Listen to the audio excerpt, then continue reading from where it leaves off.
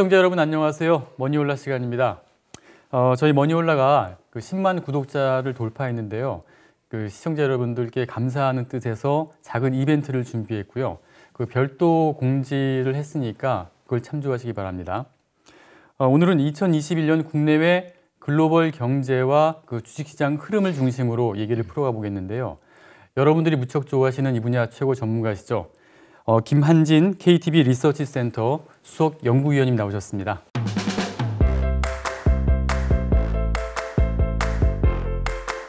안녕하세요. 안녕하세요. 네, 안녕하십니까. 일단 2021년은 여러모로 참 기대가 많이 되는 한 해인데요. 아무래도 이제 세계 경제를 이끄는 미국 시장부터, 미국 상황부터 좀 체크를 해보고선 가야 될 것 같습니다.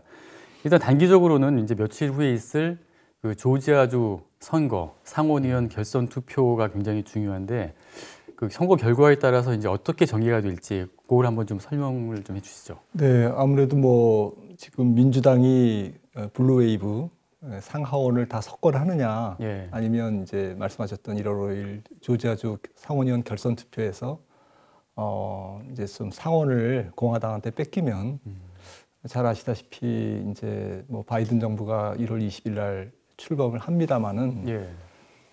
좀 공화당이 계속 좀 속된 말로 딴지를 걸겠죠.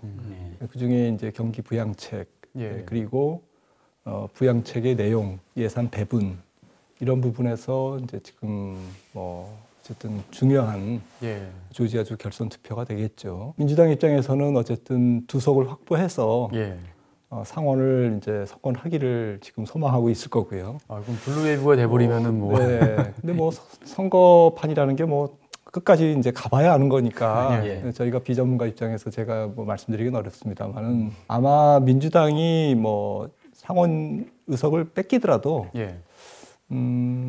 조금 최소한의 경기 부양책은 지난 8월에 그 상원이 이제 결정한 민주당이 결정한 예. 정강 발표에 따르면 약 4조 2천억 달러를 한 4년간에 걸쳐서 예.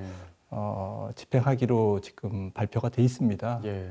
그 예산 배분 내용이 중요한데 오바마 케어의 부활도 있지만 예. 제일 중요한 게 예산의 한 20% 정도가 SOC 투자에 네. 이제 집중이 되고요. 예. 그다음에 이제 제조업 쪽에 조금 고용 유발이 높은 제조업 쪽에 트럼프가 어쨌든 4년 전에 재미를 봤던 예. 러스트벨트 이런 쪽에 이제 자동차라든지 철강 이런 쪽에 제조업 부활에 제조업 지원에 이제 쓰도록 되어 있고요. 예.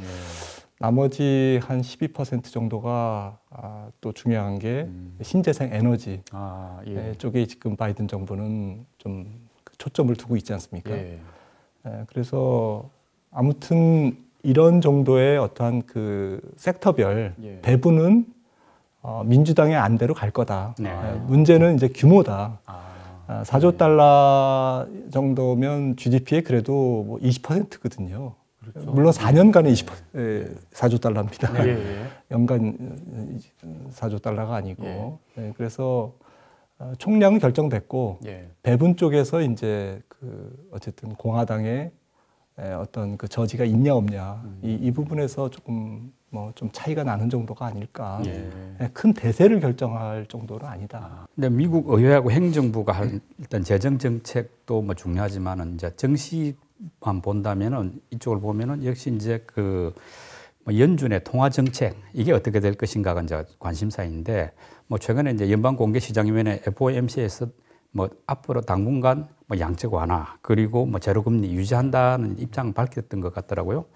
그렇게 보면은 이게 이제 2021년에도 이런 어떤 연준의 정책은 큰 변화 없이 지속된다 이렇게 봐도 되겠죠? 네, 제가 볼 때는 연준은 그 집권당의 정부와는 관계없이 네. 이미 좀 독립적이지 않습니다. 좀 도발적인 발언인데 이미 연준 통화 정책의 목표가 단순하게 경기 부양이라든지 이런 거에 그치지 않고 보다 적극적인 경기 부양 그리고 심지어는 이제 자산시장 부양 쪽에 포커스가 이미 깊게 들어가 있습니다. 그래서 제가 볼 때는 뭐 트럼프가 재선됐더라도 예. 연준은 똑같았을 거고 예. 뭐 바이든이 들어왔다고 연준의 입장이 바뀌거나 이러지는 않을 것 같고요. 다만 이제 지금 MMT 현대통화이론이 부지불식간에 일본은 실질적으로 지금 진행되고 있다고 생각합니다만 저는 미국도 상당히 어쨌든 뭐 선언적으로는 우리가 MMT를 한다 안 한다 뭐 이렇게 발표한 건 아니지만 이미 지난번 2000 몇 년이죠? 14년에 네.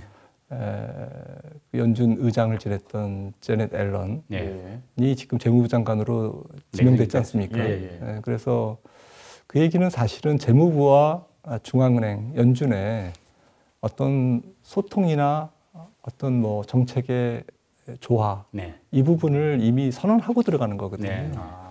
그래서 그런 의미에서 본다면 바이든 정부의 어떤 통화 정책은 기본적으로 연준이 그다지 독립적이지 않을 뿐만 아니라 제넷 앨런 전 연준 의장을 재무부 장관으로 앉힌 그런 부분은 아마도 2021년부터 4년간의 바이든 정부의 통화 정책을 어느 정도 이렇게 제시한 시사한 그런 부분이 있지 않나 생각합니다. 아마 굉장히 그 조화롭게 뭐 좋은 말로 조화롭게 나쁜 말로는 조금 중앙은행의 독립성이 훼손되는 쪽으로 저는 진행될 것 같습니다. 그렇게 보시네요. 예. 그 통화 정책이 뭐 기조가 일단은 좀 말씀하신 대로 좀 계속 돈을 좀 푸는 쪽으로 간다고 봐야 될까요? 네, 어지간하면 금리를 올리지 않는 거죠. 예. 어지간하면 안 올리고 어지간하면 양쪽 완화를 테이퍼링하지 않는 거죠. 중지하지 않고 줄이지 않고 하는 쪽으로 갈 것 같습니다. 어지간하면이라는 단어 속에는 물가가 오르지 않는다면 그 물가는 뭐 2%의 물가 상승률이 넘지 않는다면 물가가 2%를 넘지 않는다면 연준 입장에서는 금리 인상의 금자도 아마 안 꺼낼 것 같다라는 생각을 합니다. 연준은 근데 금리를 안 올리더라도 지금 시중에 뭐 10년물 국채금리만 하더라도 최근에 좀 올라갔더라고요. 이 말은 뭐 좀 경기 회복을 낙관하면서 어떤 금리 부분도 조금 자동적으로 올라가는 그런 현상으로 볼 수 있지 않습니까? 저는 그렇게 봅니다. 굉장히 중요한 지적을 해주셨는데요.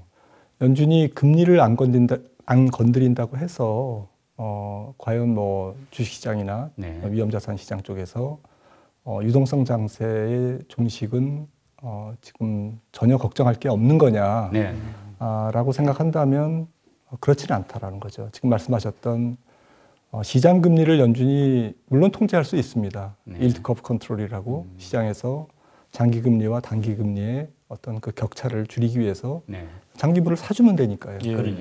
그런데 좀 가만히 객관적으로 해보면 연준이 원하는 게 연준의 정책 목표가 과연 자산시장의 과열이냐라는 거죠.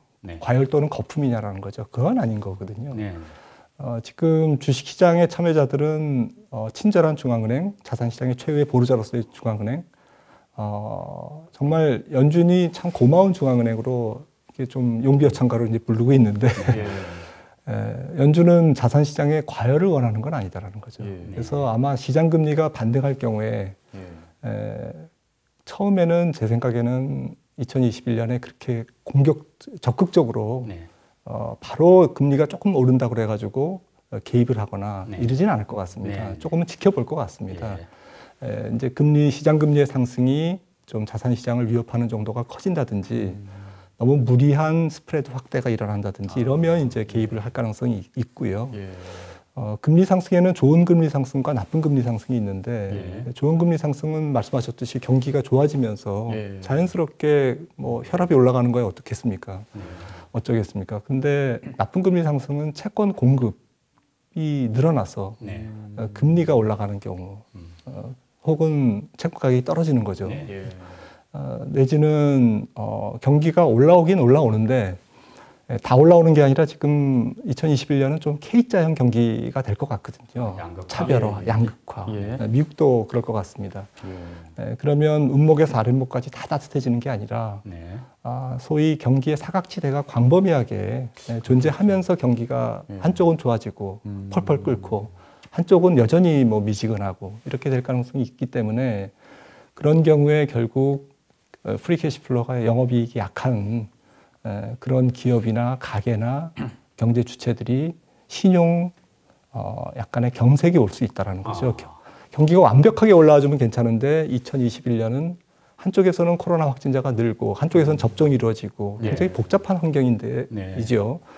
거기다가 전 세계 경기가 다 올라온 것도 아니고 어찌 보면 부분적으로 올라오는 상태고 그래서 지금 마켓에서 기대하는 것처럼 내년 전체적으로 경기가 펄펄 끓는 건 아니다라는 거죠. 그래서 나쁜 금리 상승 중에 신용 경색에 의한 회사채 스프레드의 상승이라든지 이런 부분도 염두에 둬야 되거든요. 이런 경우에 시장 금리 상승 기조에서는 이런 신용 경색이 조금 더 위협을 받을 수가 있습니다. 이런 게 전반적으로 유동성 장세에 어떤 그 아주 결정적인 그 타격을 주지는 않더라도 약간 입맛을 떨어뜨리는 거죠. 주식시장을 조금 더 차분하게 만드는 어떤 조정의 트리거로 작용할 수는 있다. 이렇게 생각을 합니다. 그러면 거기 이제 경기가 그렇게 K장으로 가면은 주식시장도 마찬가지로 그런 형태로 잘 나가는 기업들은 계속 잘 주가가 올라가고 그렇지 않은 기업들은 또 그냥 이렇게 밑에 쭉 까는 형태로 가고 뭐 그렇게 될 거라고 좀 예상을 하면 될까요? 그거는 이제 좀 밸류에이션의 문제고 또 그 뭐 해당되는 섹터 안에서의 경쟁력의 문제도 있고요. 그리고 마켓 전체가 올해처럼 조금 2020년처럼 그렇게 좀 모두가 다 올라갈 수 있는 그런 정도의 사실 2020년 초에는 밸류에이션이 비싸지 않았거든요. 근데 연말에는 밸류에이션이 지금 높아져 있습니다. 높아져 있는 상태에서 21년을 지금 맞이하고 있고 2021년이 쭉 진행되면서 이미 높아져 있는 K자형 경기 어떤 그 차별화에서 위쪽에 있는 친구들은 지금 좋은 건 알지만 그리고 성장성이 혹은 사업 모델이 아직은 뭐 지금 조금 더 2, 3년 혹은 그 이상 지속될 가능성이 높은 사실 4차 산업혁명이 뭐 한두 해 진행되고 끝나는 문제는 아니지 않습니까? 긴 흐름이. 네. 그래서 주도주의 뭐 선수 교체는 있겠지만 이런 혁신 성장 기업, 기술주의 어떠한 전반적인 주도주로서의 어떠한 그 역할, 지위 이런 부분들이 쉽게 훼손은 저는 안 된다고 안 될 거라고 생각하고 있고요. 하지만 문제는 밸류에이션이 좀 비싸다라는 거죠. 그래서 아마 K자형의 위쪽 애들은 좀 옥석 가리기가 굉장히 심해지겠죠. 2021년에는. 밑에 쪽에 있는 친구들은 사실은 뭐 에너지, 지금 올해 주가가 빠진 이런 펄펄 끓는 장세에서도 2020년에 주가가 빠진 그런 친구들인데 이런 업종들은 뭐 에너지라든지 산업재라든지 뭐 금융이라든지 이런 쪽이거든요. 이런 쪽은 사실은 좀 밸류에이션은 사실 만만합니다. 만만한 기업들이 많기 때문에 좀 거기서 또 어찌 보면 좀 선별 작업이 이루어지지 않을까. 주식시장이 좀 복잡해질 거는 같습니다. 우리가 미국 주식시장에 관심을 두는 것은 따지고 보면 뭐 글로벌 증시에서 미국이 차지하는 비중이 60%나 되고 당장 우리의 문제가 될 수 있기 때문인데 결국 미국 증시가 좀 잘 되기 위해서는 건강하기 위해서는 뭐 경제가 회복되고 또 민간 경제뿐만 아니라 기업의 이익이 증가해야 되는 이런 부분이 있는데 어떻습니까? 2021년에 미국의 어떤 기업 이익이 증가하는 데 있어서 가지고 어떤 변수가 있다면은 뭐 어떤 걸 우리가 예상할 수 있겠습니까? 뭐 여러 가지가 있겠죠. 저는 내년도 미국 기업 S&P 500 기업 기준으로 EPS 증가율을 지금 시장 컨센서스가 블룸버그 컨센서스를 보니까 올해 2020년보다 2021년이 한 25% 정도 증가하는 걸로 지금 컨센서스가 형성돼 있습니다. 근데 그 영업이익이든 뭐 EPS 주당 순이익이든 만약에 2021년 말에 25% 정도가 전년비 상승한다면 증가한다면 그 금액은 사실은 2019년 코로나19 이전 수준이거든요. 그것밖에 안 됩니까? 뭐 우리나라 증시도 마찬가지지만 전 세계 기업 이익이 올해 무너지고 반사적으로 올라오는 기저효과를 등에 업고 올라오는 과정이기 때문에 그래서 어쨌든 이익이 올라오는 거는 맞는데 크게 올라오는 건 맞는데 문제는 뭐 조금 다른 얘기가 되겠습니다만 시장이 2021년에 이익 증가를 어느 정도 선반영한 거죠. 예.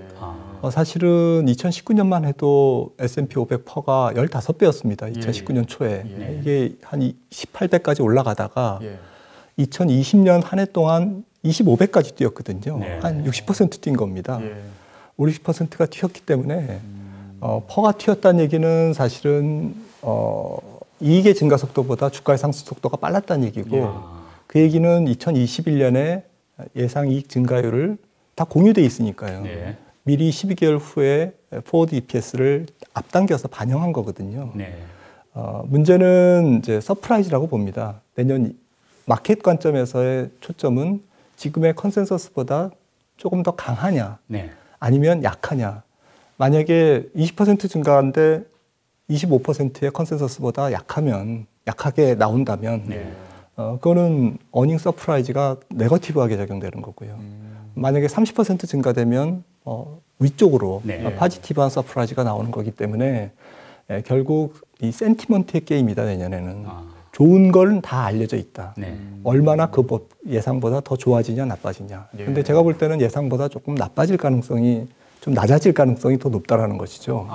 왜냐하면 2차 팬데믹이 첫 번째로는 왔습니다. 예. 그렇죠.